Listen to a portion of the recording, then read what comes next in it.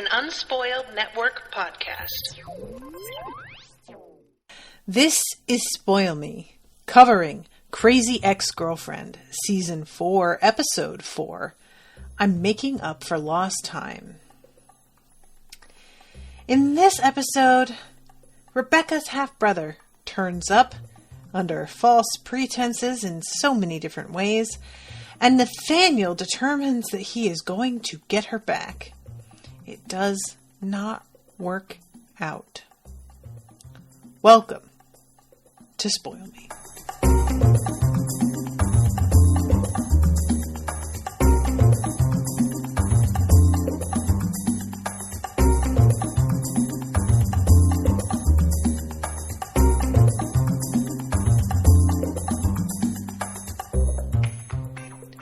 Welcome to the show, everyone. I am Natasha. Thank you very much to Megan for commissioning this episode. Hi, Megan, if you're out there. So guys, can I just say how lovely it is to be able to say it does not work out. R.E. Nathaniel and Rebecca getting back together. Now, that is not to say it won't have some more ups and downs. This is only episode 4 of the final season after all. I don't actually know how many more there are, but I don't want to check in case I accidentally get spoiled on like a title or something. So, we'll see, but I really have to say how proud I am of Rebecca for putting her foot down this episode and just saying we're not good for each other and I don't want to see you. And I don't think that's going to be the end of it, at least for Nathaniel, but that's real progress for our girl. She's just been so susceptible to the fairy tale idea of having a relationship, solving your problems. And as long as you have somebody in your life that's like a romantic interest, that means you are worthwhile and that your life is not a waste, etc. And so the fact that she has come to a place in her life where she's able to realize and separate that and be like, no, actually, this is no good. When it's somebody that she has had such an attachment to, and he was the one who sort of seemed to break up with her last time. It's sort of unclear because the way things went down the last time, we don't actually, it's not exactly a breakup. It feels like, well, our priorities just don't line up, and he gets angry at her and accuses her of ruining everything. And then the next thing we know, he's not really speaking to her, but it didn't feel quite so much like a bad breakup in the moment. I was surprised at how it wound up being. So in my mind, that just all went a slightly different way than I thought. I thought we'd have a lot more back and forth before now between the two of them. And instead, it's just pretty much off until this episode. But let's start from the beginning, shall we? So, I believe her half-brother's name is Tucker. We get a previously on that points out to us he's been mentioned a couple of times, which I always enjoy when that's possible, but it is still something that you can safely say you never noticed and never remembered. And I also want to mention that the intro with the Meet Rebecca, every time that we cut back to the other Rebecca, she has a different line. And I've shared, I said in the beginning of this season that I didn't think that this theme song would really work out for me watching the show over and over, but deciding to have a different line for her every time, that really fixed it for me. It's not even that the lines are that funny. It's just more that every time you watch it, you're going to get something slightly different, and it keeps it from being too boring and too long, which I think was really the main problem with season 3's theme song, was that it was too long. And it's one thing if it's predictable because you know it well, but it's another when it doesn't feel like it's that well done and it's super long. So having there be a little surprise. This one was the one where she says, "I think I'm a fork. Oops." Or "uh-oh." Something like that. Weird one. So when we start this episode, we see Tucker reading a card that he got from Rebecca telling him that he got her a limited edition pair of Fet Ragoso sneakers. Okay, can anybody tell me, is this a real thing? Is Fet Ragoso a real brand? Is this supposed to be like a spoof of a real brand? I can't tell what's real anymore, guys. I'm so old and out of touch. I just don't care anymore. It doesn't matter. And the thing about like the spoof, it could be a spoof of anything, you know, or it could be built-in marketing that is being done with like a very obvious tongue-in-cheek nod, because they did do, I don't know how many of you remember, but in the first season, they have those like built-in ads for cars where Rebecca's talking about her car at one point, and it's done in such a way as to point out how awkward and unnatural it is in the episode, and it's really funny. And I thought maybe that was like what this was for a second, was that it was like a nod to a brand paying them to put ads into the episode. But then the longer it went on, I was like, I can't tell. And I didn't want to look it up because I don't know what kind of weird spoiler that can lead to, you know? Ms. T and Erica both theorize that it's fake. Okay. Well, that's fine. All right. So he is reading this note, and there is this sort of sweetness to him reading it that really gives you this confidence initially that he genuinely likes her and is entertained by this. He goes and puts the sneakers on. There's a moment of quiet reflection. And then we go to her opening up her pretzel shop and baking her pretzels. And this is a bit surprising to me that we just go straight to her having her pretzel shop. And we don't see any of her like trying to put together a business plan and open it or anything. It's just done by the time this episode starts, which I really did not expect. And then we see her putting the closed sign up, talking about him to Paula, and telling Paula, you know, I owed him and I wanted to make things right with him. And when we go back to him, he has her journal and is like laughing into the mirror. And I didn't understand the significance of this at the time. Tia says, I think it's a parody of Calvin Klein. Oh, okay. Yeah, I guess I could see that a little bit. You know what? I'm realizing that there's a post-credits thing with Tan. And that, of course, that means that this brand is fake. They wouldn't do that with a real brand, have like them filming a commercial. I forgot all about that post-credit scene, though. My bad. So we have Paula bringing her kids to get pretzels. I really enjoyed this aspect of the episode in particular. And I'm going to talk about them exclusively and then circle back around to what happens with Rebecca. Because they are very sort of, what's the word? Taciturn, I guess. And Paula feels like a little bit embarrassed about the fact that they're not being nicer to Rebecca. She says there's such lumps. And she has decided that she is going to get to know them a little bit better by doing an escape room with them. And it's honestly not a terrible idea in concept. Like, I don't know if you guys have ever done an escape room, but there is something about them that lends itself to learning more about the people you're with, because the way that you have to think in order to complete one is sort of out and on display, if you know what I mean. So I actually think that this works pretty well. And this escape room is dope as hell. Most, like, the escape rooms that we have in our town, which it's shocking that we have them at all.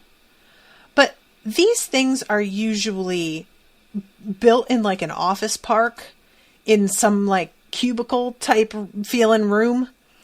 And this place looks like the inside of medieval times, you know. It's got a lot of set dressing. They really went all out with trying to make the walls look like they're made of stone and whatnot. So they come in here, all three of them. And forgive me, guys, what are her sons' names? I don't even remember. But they are looking around at all the stuff in this room and almost immediately find the key for this box that holds some of the first answers to the thing. And as this is unfolding, Paula begins to realize that she doesn't know anything about her sons. So the first one, he opens the scroll and can't read the cursive. And her oldest son takes it and says, I can read calligraphy because of that Ren Fair girl I went out with. And she immediately is like, wait, who? What are you talking about? Okay, thank you, Erica. She says, Brendan and Tommy. Tommy is the younger / vegetarian one who Rebecca babysat in season 2. I forgot that she babysat him. What a nightmare episode. So yeah, she's, you don't remember Gwendolyn? They dated for months. Now Brendan and I go to Ren Fairs every week. We're the brothers Proctor. And she says, nobody told me any of this. All of a sudden, I'm finding out about a secret girlfriend with giant boobs and you two willingly hang out with each other. And this is one of those things that what I love about this little this side story is that I am certain for parents that this happens when your kids are teenagers. That is a point at which teenagers have just started to really get more of a sense of who they are and begin to make distinct choices that change what parents thought they knew about their kids. But for me, this is even still relevant now as an adult. It still happens. I think a lot of us can safely say when we call our parents and talk to them, or we go visit our parents, that it seems pretty clear our parents still see us as they saw us when we were 11 years old. They don't seem to update their data file in their memory to match who you are now. And I had this happen when my mother came to visit me here for the first time. It was weird, especially because she had come to visit me when I lived with Brendan in Philadelphia and I was married and we had a home. But she comes to visit me here, and I will never forget the thing that set her off was that I had pots of African violets on the windowsill in my kitchen. And I just, for some reason, she stopped and looked at these. And then looked at me and said, oh my God, you have this whole life I don't know about, were her exact words. And I just, I really feel like this is probably, it doesn't have to be that way, you know? Personally, I tend to shy away from talking to my mom too much because she can be really, really negative and really self-absorbed sometimes. So it sucks the energy out of me. And I probably would have a stronger relationship if it weren't for that feeling. And I wonder how many people have this with their kids, that they don't realize that just general attitudes that they give off, the vibe they give off, makes it so that their kids just avoid interaction with them in the first place. It's not even that they hide things actively. It's simply that they don't really want to get into communication because it's a lot of energy and it doesn't really feel like it pays off. So that's a big part of this episode is Paula finding out one thing after another about her sons that she wasn't aware of. And the fact that they both have these lives that are developing, and they're both smarter than she has given them credit for a bunch of times. I mean, as Erica has mentioned, One of them is a vegetarian. The youngest one, Tommy, is a vegetarian and is worried about the environment. And she had no idea that these were his priorities. I don't know if she knew that he was vegetarian even because, like, you know, I get the impression that nobody eats together in this family. I assume that everybody is eating as they walk by the refrigerator and or out.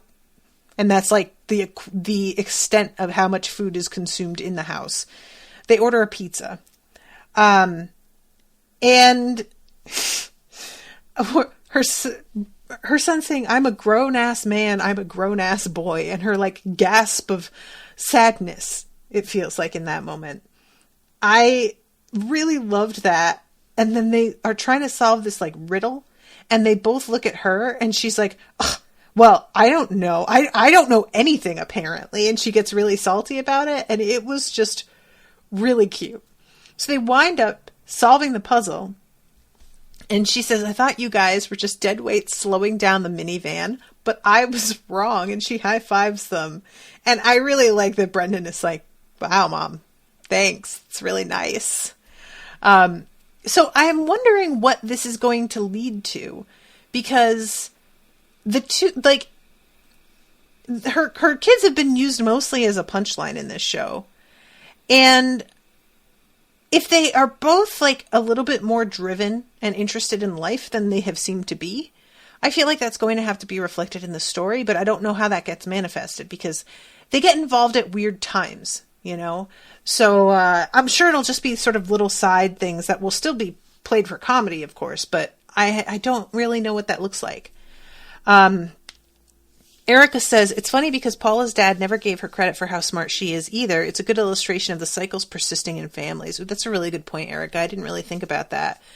But yeah, and I mean, like, from our perspective as viewers, it's understandable why she has the feelings she does about her kids, because they don't exactly put their best foot forward when they're interacting with her. And we never see them doing things that seem particularly self-motivated.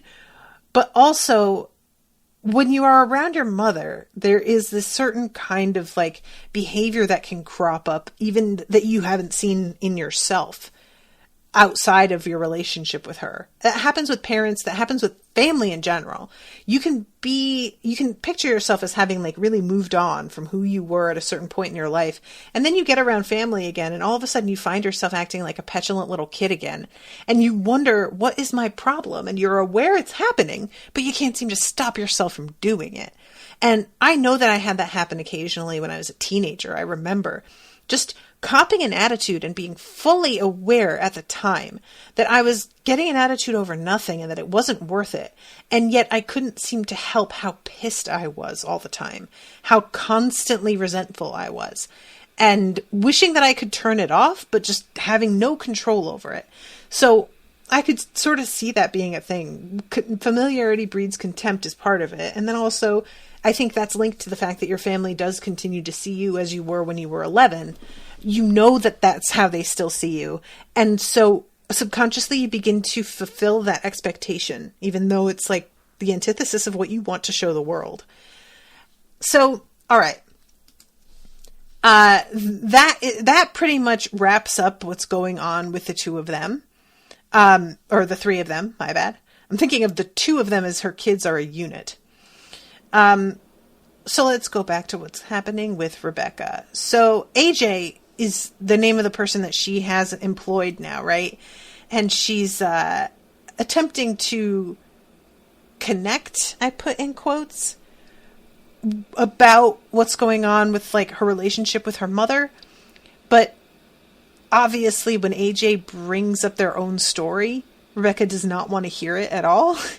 And AJ's just like, wow, okay, right back to you. And I have to say that I really like the fact that the show has Rebecca working on herself as a person and aware of her shortcomings. And nevertheless, she can still be really shitty. You know, it's not like she's just overnight solved all of her flaws. She still does the shitty things that she has done before, and she's better and more aware of some of the more destructive stuff and has managed to rein that in. But when it comes into when it comes to everyday stuff that's a little bit less, has little effect on her life in the long run, she does perpetuate the same patterns at this point, you know, and that feels very real to me. We have to work on the biggest gaping wounds first, you know, and then we'll get to the cuts and bruises and scrapes and whatnot later. So this is when Tucker shows up out of nowhere, and he misleads Rebecca, tells her that he already has permission from his mom. She totally knows that he's here. He gives Rebecca his own phone number and then goes into the bathroom. And this was like, I don't know about you guys, but as soon as he's like, yeah, text this number, where's your bathroom? I was like, this motherfucker about to go in there and fucking text her back. And indeed, that is exactly what happens. And so she falls for this whole thing. And it's great to me, honestly, how this episode sort of folds together two different things. We've got Rebecca thinking that she's found a carbon copy of herself in her half-brother, and finding out that he lies about a lot of things in order to manipulate her. He found her journal and read it to get insight on the things that she likes and is obsessed with, and then basically mirrors back to her so that she will have a sort of like kinship with him that will drive her to do him favors, which is truly, honestly, sociopathic, and I'm a little impressed. But what's so funny is that, you know, in the end, she's sort of like, oh my God, you lied about all the things that made us similar. But like, this could not be more textbook Rebecca Bunch. Him finding like her journal and using that to manipulate her into doing what he wants her to do is 1000% on brand. And she winds up sort of realizing how similar they really are. And that's what motivates her to get in touch with his mother and recommend finding him a therapist, which I am really excited, I have to say, that we've reached a point as a society where we can talk about therapy in an open way and it be less stigmatized than it used to be. I feel like it's really turned a corner. And this show, initially, you know, the fact that it's so focused on Rebecca and she's the one going into therapy, it felt very like that was a plot-driven thing. But then the fact that Josh is also going to therapy, and then that she recommends therapy for this young kid, who I think a lot of us have this impression that you don't go to therapy until you're grown, and that way you can, like, you've accumulated your baggage and you can turn around and deal with it now that you're an adult. But I can't help but wonder how much all of us would have, like, sidestepped some of our worst mistakes or patterns. Maybe not sidestepped, but perhaps we would have dealt with them in a way that was less destructive than things wound up being if we had had access to therapy when we were this age. You know, I think a lot of us had stuff that we would have liked to be able to get off our chests and explore and discuss with somebody who doesn't have the vested interest in our life. And I don't know about y'all, but I didn't really have anybody like that. Some people have aunts and uncles that they're close to. Some people have brothers and sisters or really close friends. I didn't really have friendships like that I felt safe with. I had friends, but my friends all, like, there was a real competition between a lot of us. And I didn't have brothers or sisters. And I didn't have aunts or uncles that, like, lived near me that I was close with. I liked some of them, but that was really it. I didn't really have, like, a figure in my life that I could go to with whatever. And having a therapist might have been a real game changer. So I think it's really amazing that this can be like not only like a plot point for a certain character in a show, but the show is going to some pains to be like, okay, it's not just that Rebecca is particularly crazy, though. Yeah, she has a disorder, but that isn't the reason why she should be going to therapy. Like, everybody should be going to therapy, whether they have a specific disorder or not. You still have shit to work on and unload and unpack. And whether you're a child or an adult, that's still serious and something that you should look at.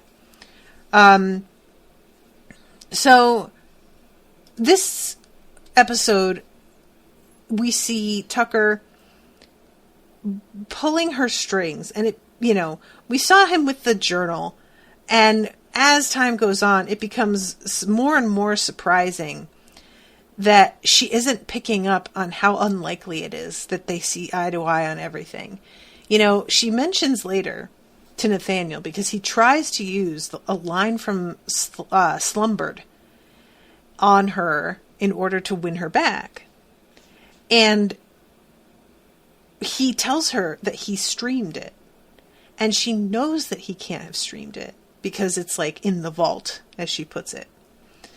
And yet she's not asking herself how Tucker watched Slumbered. She's not like poking holes in that story. She winds up turning around and realizing what's going on with Tucker immediately after, but it's not, she hasn't asked herself that question this entire time. And so he's able to keep like sort of pushing her in the directions he wants her to go. While this is all happening, we have, oh my God, I am forgetting her name. What is the name of the character who used to not talk and now she talks all the time? I'm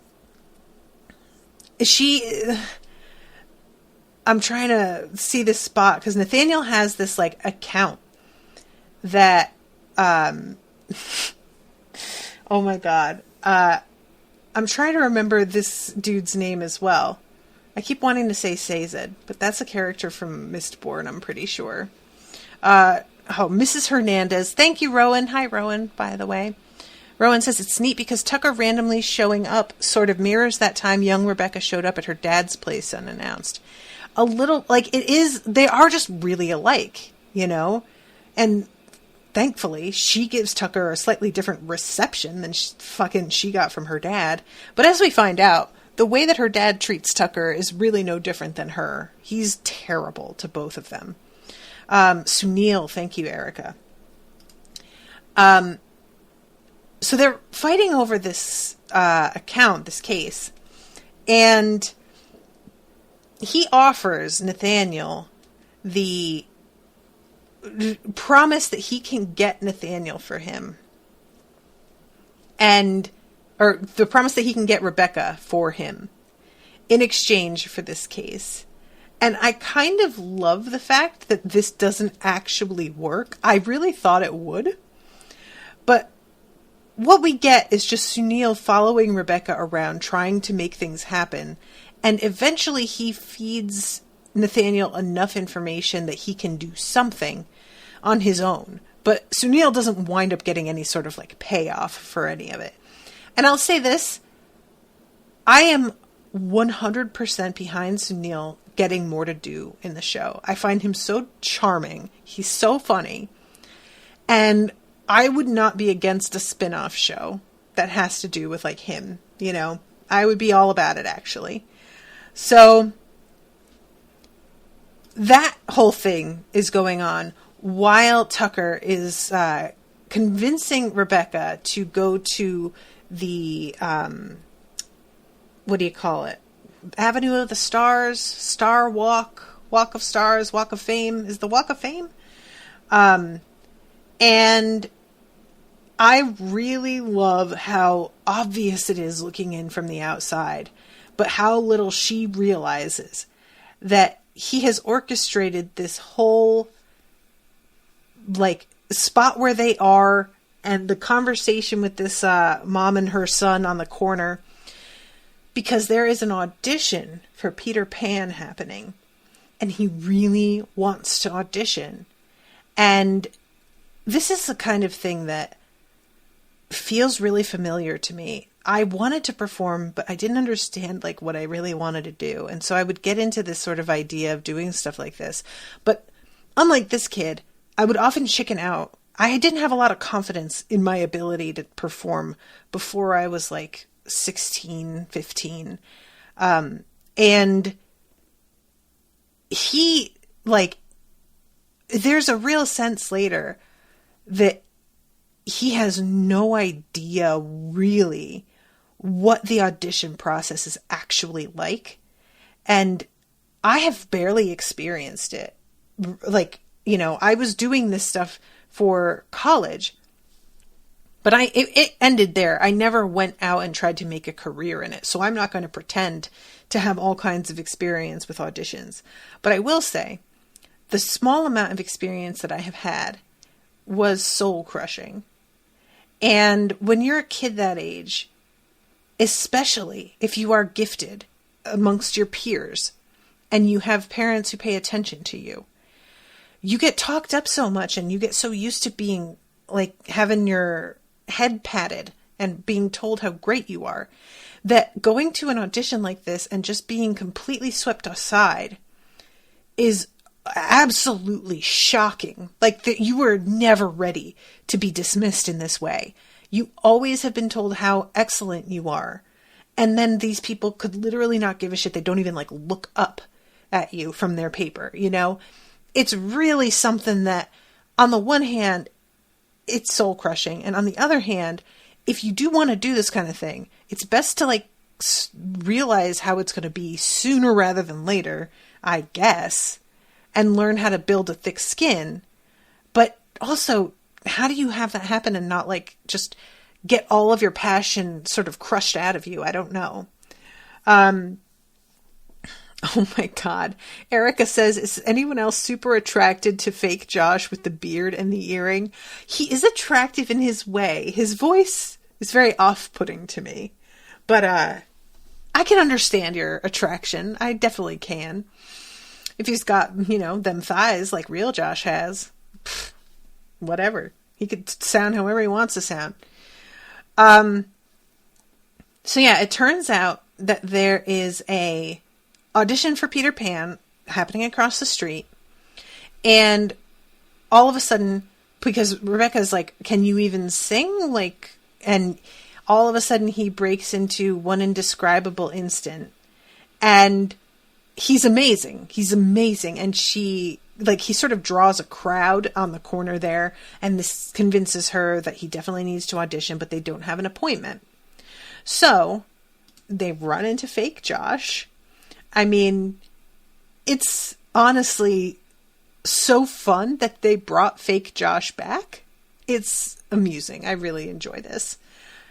And because she knows him, even though the circumstances of their acquaintance are dubious, because she knows him, he manages to get them in for an audition, even though they don't have an appointment. And this kid gets to go in. They ask him. I love Sunil following him in. He says, my name is Tucker Bunch. I'm here for one thing only. And instead of singing his actual audition song, he sings a song about how he wants to be a child star. And this is so depressing and so funny. I want to be a preteen Hollywood train wreck, a cautionary tale. I want the kind of fame that'll warp my brain and eventually land me in jail. I want to sue my parents for emancipation after they get caught stealing from me. I want to be on the set of The Walking Dead when I lose my virginity. Y'all, these two that are auditioning him, is one of them the woman from a previous... I'm trying to think if we know her, because she looks vaguely familiar to me, and I can't tell if it's because I know her from this show, or if I recognize her from outside the show from something else. The other woman, I actually don't remember what she looks like, but the main woman who Rebecca follows back to her hotel room and everything, she looks familiar. So this whole song, this is like really... It's such a shame. It really is, because I am sure there has to be ways to avoid this sort of thing. But the only people that I've ever seen avoid it are the people who don't really become a superstar. They become successful and then they decide that they're just going to go to veterinary school after all and not keep acting. And so they manage to escape. But the people who do wind up staying in this sort of like the limelight in whatever way, whether it be staying in movies or if they move on and do music or whatever, it just feels like there's no way to be successful and not get part of you like broken, you know?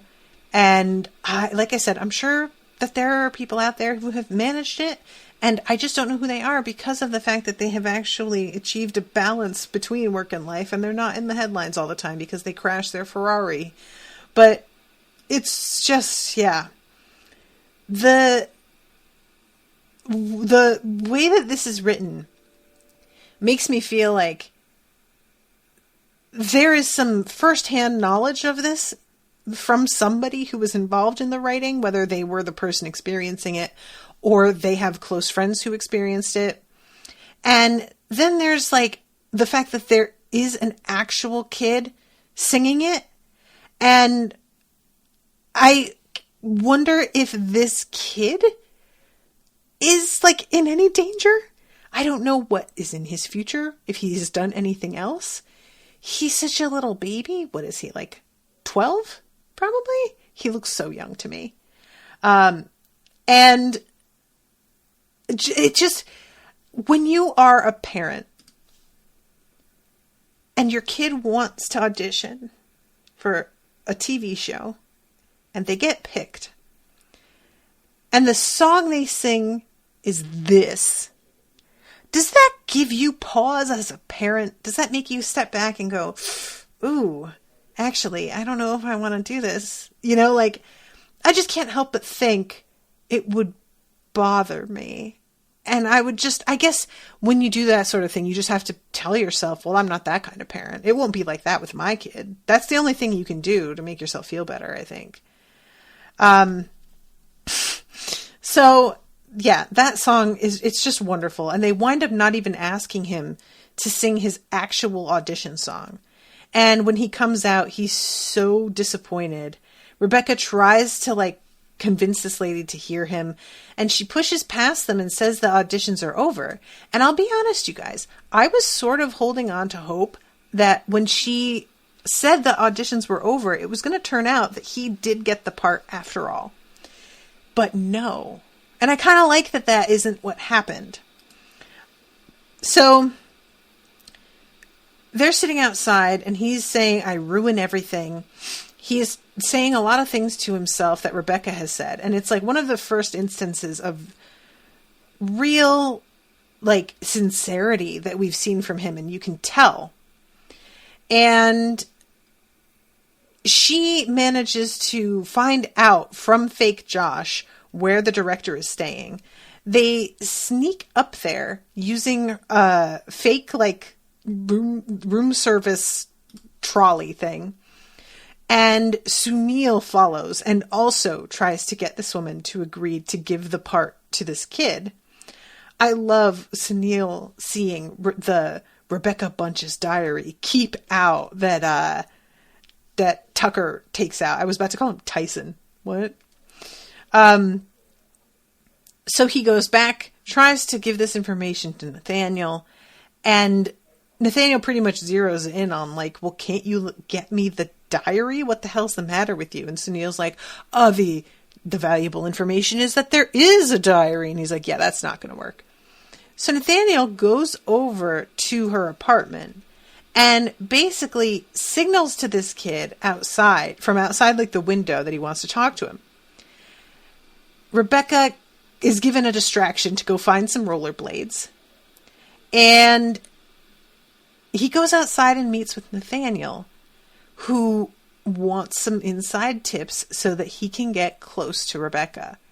This is kind of fun in a very specific way because the whole thing that we saw with Trent regarding the way that he treated Rebecca, the stalking, the creepiness, the shrine and everything, it was all extremely overt And pretty much a lot of that was like examples of the absolute worst shit Rebecca had done.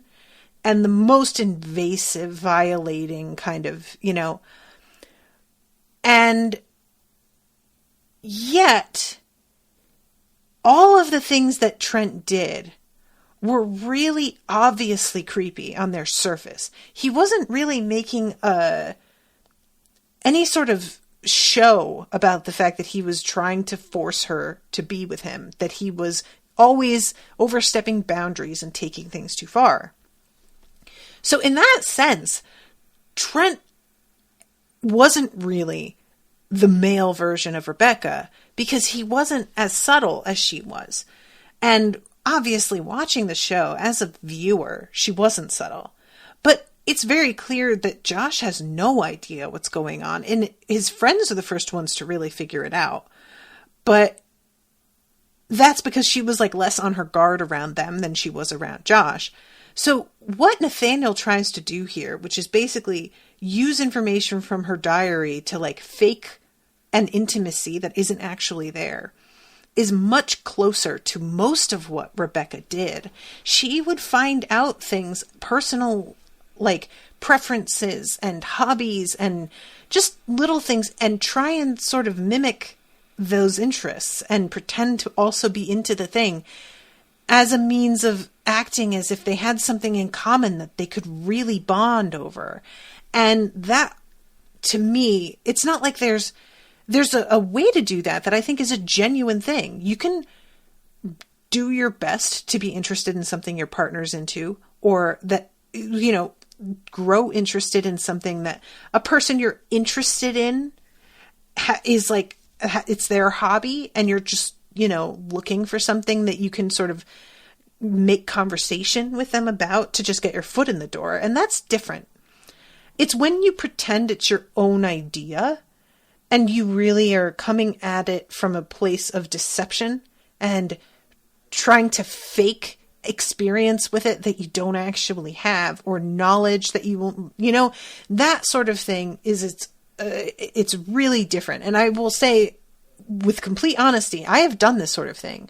Like when I was first introduced to Brendan and I had that feeling immediately of just being like, oh my God, this is the guy.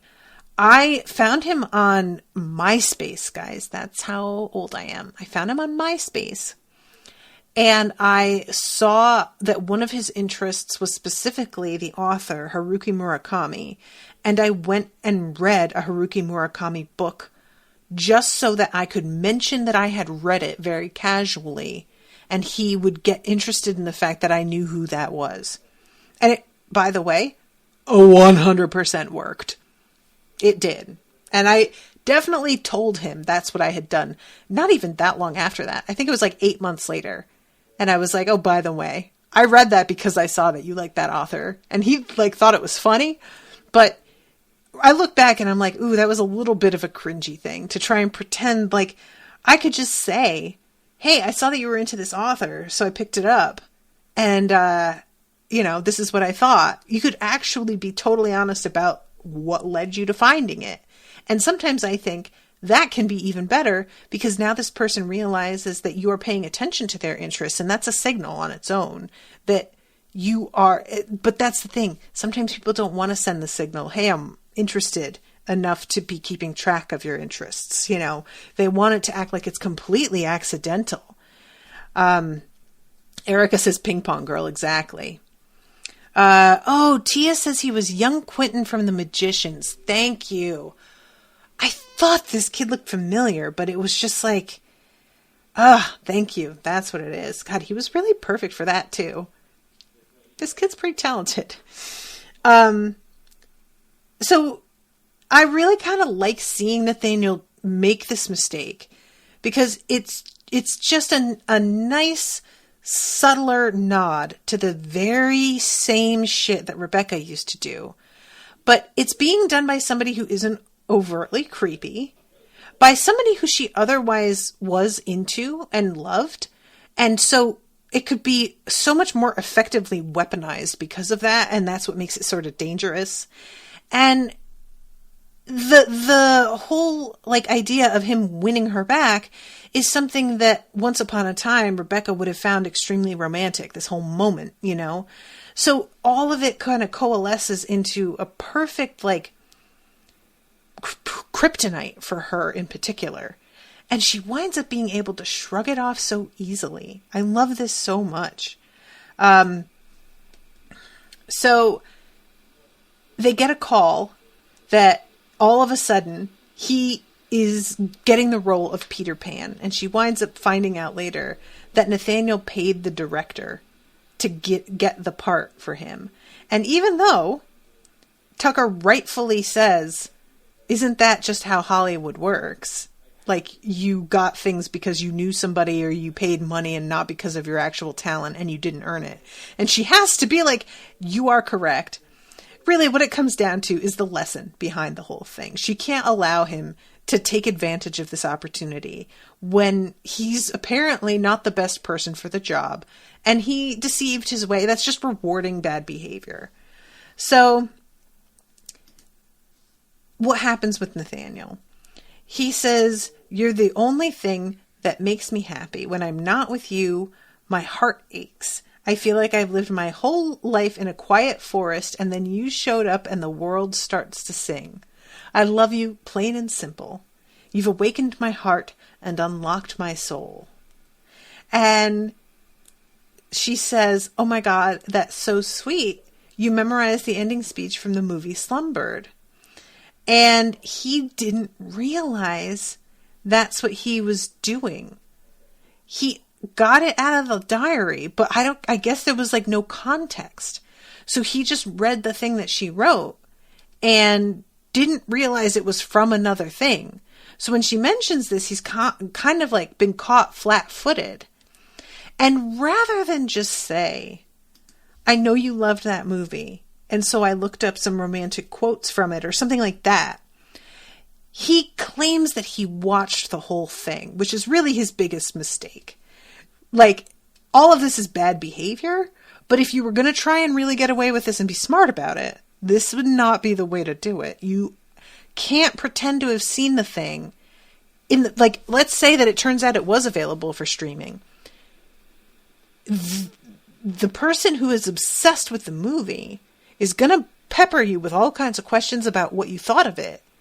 And they will immediately be able to tell that you never saw it. Like, that's not going to, it's going to be, as somebody who is dating somebody who knows their favorite movies word for word from beginning to end, and I know that is also how Rebecca Bunch is, you cannot fake that. And he really underestimated how hard he was going to have to go if he wanted to pretend. So yeah, he says he streamed it. And she says, no, you didn't. It's in the vault. You can't stream it. I should know. I've written the company countless amounts of letters.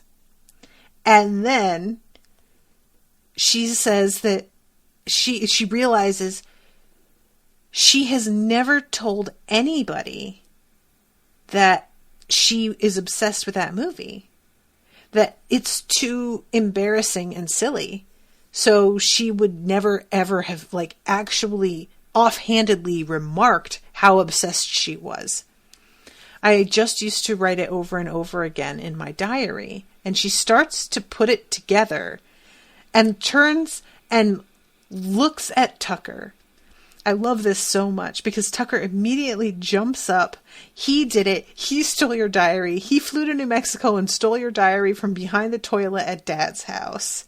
And she realizes not only was Nathaniel lying to her, not only was Tucker lying to her, but the two of them are in cahoots, which that is the most insulting thing to me. If I were her, knowing that these two people were watching me get played and each aware of it, that to me, I couldn't forgive. That's so that's humiliating. I mean, they are seeing somebody just pull my strings and they're fine with it and letting it happen and letting me think all kinds of things. Nope, I'm not getting past that. So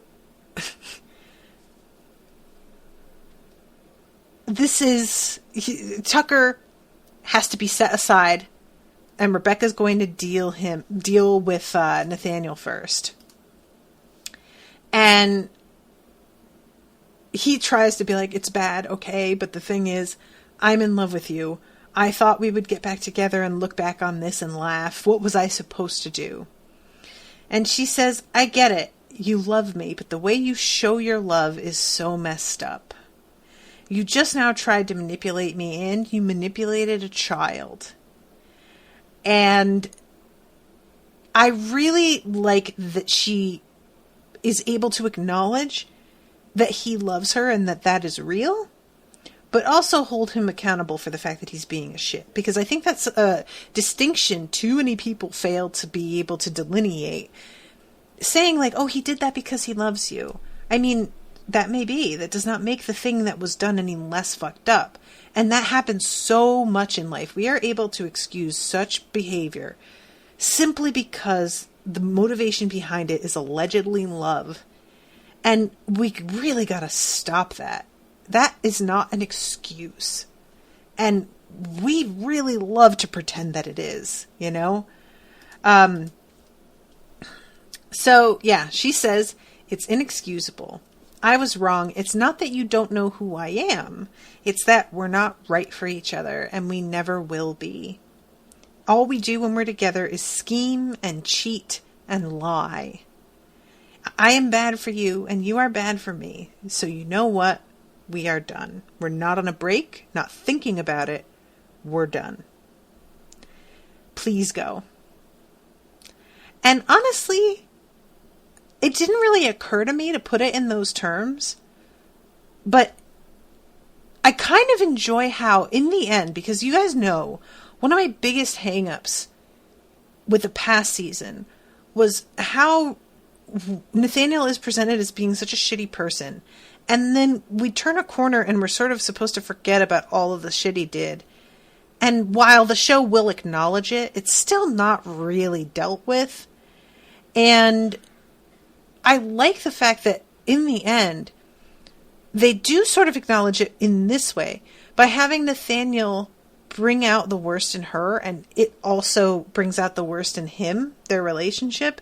It's a way of acknowledging how bad a person they presented him to be, and showing in the end that, like, he is still that person, though. The Nathaniel that we saw make these reprehensible choices, he's not gone. You know, he might be better. He may, in retrospect, realize. But we haven't really seen a ton of growth from him in his own behavior, so much as we've seen growth in recognizing, like, his feelings and stuff. He's become a little bit more emotionally literate. But he hasn't done the introspection that's needed to really step forward, like, in his growth as a person. So I like the fact that that's the conclusion she comes to, is that they each bring out the worst in one another in a way that is, like, focused on dishonesty and cheating and lying.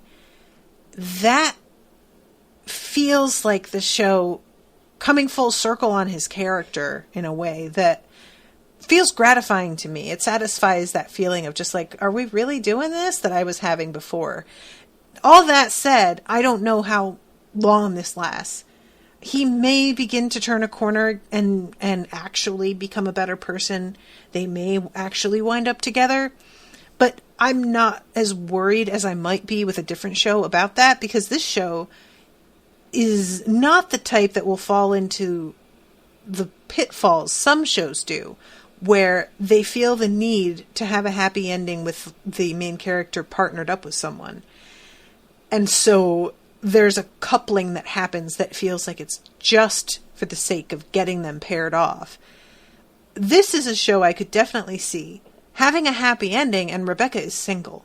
And those are not mutually exclusive things, you know? So what I'm saying is, I trust the show. I trust it more, especially now that this episode has happened and she's dealt with Nathaniel in this way. I'm really curious how much she's going to stand by this. I think she will, but I don't know that Nathaniel will really like be willing to accept what she's told him here. And I think that if the episode, like the season ends and they're together, I have faith that it's going to make sense and feel right. And if they don't, well, really my faith is that they won't do that just because. If they do it, it's going to be only because it makes sense and not just for the sake of the ending, which is a pretty big, that's a lot of faith to have in something. This show has earned it though, I would say. So yeah, she has to talk to his mom, not Nathaniel's mom, obviously, Tucker's mom. And she also has a like kind of heart to heart with him. And says, did you just come here for the audition? And he tries to say, but I wanted to get to know you. And it just was really convenient that you were also where the audition was. And she gives him a look and he finally admits, like, yeah, that's the whole reason I'm here. And she says, why didn't you just tell me that you wanted to come to LA for an audition? You could trust me. And he says, trust you? You've ignored me all my life. No adult has ever understood me, ever. And this is when she finally realizes all the things that she thought that was so similar about them are things he stole from the diary. But eventually, she comes back around and is like, oh, but this is all evidence that we actually are pretty alike. I really like that, personally. There is something as an adult. It's kind of funny because as a kid, finding an adult who understands you at all feels really special and unusual. But as an adult, finding a kid that is so much like you were can feel just as special and important, you know? And it can be like heart-wrenching in a way because you'll see so much of yourself in them that's like maybe kind of dead now or has changed. Sometimes it's better. Sometimes there are certain things that have gotten worse. But I do kind of enjoy this, that they have this like deep drive and similarity. And yeah, this is when he begins to talk shit about himself and she thinks that he's quoting her diary and he's like, no, that's just how I feel all the time. I'm such a terrible, stupid, fat idiot. And she has to stop him. And when she talks to his mom, she gets it set up that he is going to see a therapist. And she says that she talked to her dad, their dad, and that he is going to send him to musical theater camp over the summer. And because previously he had been forced to do like construction with her dad. And I love this moment. Tucker says, really? He'd never do that. And she says, I talked him into it. Also, I'm paying for the theater camp, and I'm also paying to replace you at the construction site this summer because he's literally the worst person. I love that detail. Her dad sucks so bad. I really just, can we have an episode where something truly embarrassing happens to him? It kind of happened at the wedding, but mostly I just want him to like, I feel like the whole thing about guys like that, and this is what I say about our president often as well, their egos are so huge, the only satisfying thing would be for them to have something hugely humiliating happen in front of a lot of people. And so like, basically shitting their pants would be like the one thing that would bring them low, you know? I'm realizing that that happened to Nathaniel in this show, but he was sitting down and it wasn't quite as bad. It was still hugely embarrassing, but you know. And yeah, she tells him that he can't do Peter Pan. He didn't earn it. But it's a really like, it's a sweet moment, you know? It's watching somebody try to keep another person who they see themselves in from making the same mistakes and perpetuating the same bad patterns. And that's really the dream, that in improving yourself, you'll be able to keep someone else from fucking up the way you did. It's part of what's so tough about being a parent, is that you like know that your kids need to learn and that they have to go through certain experiences in order to grow. And so you have to keep yourself hands off, but you also have to know when to step in. And that can be really difficult to judge when the right time is to do that. And Rebecca's sort of in a lucky position here where she can just like do the thing, but she's not his parent. So she helps, but she doesn't actually have to like really deal with the fallout necessarily. So Rowan says it's like she's getting an opportunity to help her younger self in a way no adult ever helped her when she was that age. Yeah, definitely. Lauren says, does getting banned from Twitter permanently count as embarrassing? Not remotely, because that is something that can be held up and said, see how I'm being oppressed. You need something that isn't anything that can be spun. Shitting your pants? You could probably spin that if you really tried, and if you have a base that's as insane as our president's base is. But, you know, setting that all aside, it would be difficult. And I would really enjoy it personally in my heart. Just saying. So the episode ends with the two of them sitting down to watch Slumbered on VHS. And there's an old commercial for that fucking cologne that he mentions Nathaniel wears called Take Her. And I love the fact that Tan France is in this. It's such a weird, like, little nod. And it's this, like, really, oh my God, the whole commercial, it's just so ridiculous. No matter what she says, turn that no into a yes. Cut. I'm not sure about this. Something doesn't feel right. I just don't think this is going to age well. I love when he says something doesn't feel right. The director says the woman should be naked. The men need bigger boots. No, this isn't going to age well. This is why I wanted a female director. And this dude just laughs. In television? I love this guy. Take it from the top. I like it. It's a fun time, guys. I'm just saying. And that's the end of the episode. So I love that the credits just began to roll and somebody is just credited with Fabulous Girl. Is that the girl from the opening credits or is that somebody else? I don't know. So that's, I really like this one. I honestly really did. All right, guys, I'm going to wrap up. Thank you so much to Rowan and Lauren and Erica and Tia. And I think Ms. T was here earlier. Am I right? Yes. For hanging out in the chat with me. Thank you very much to Megan for commissioning the episode. And I will be covering it again soon. I think next week is the next one, so it won't be too long. So hopefully I'll see you guys there. Until then, toodaloo, motherfuckers.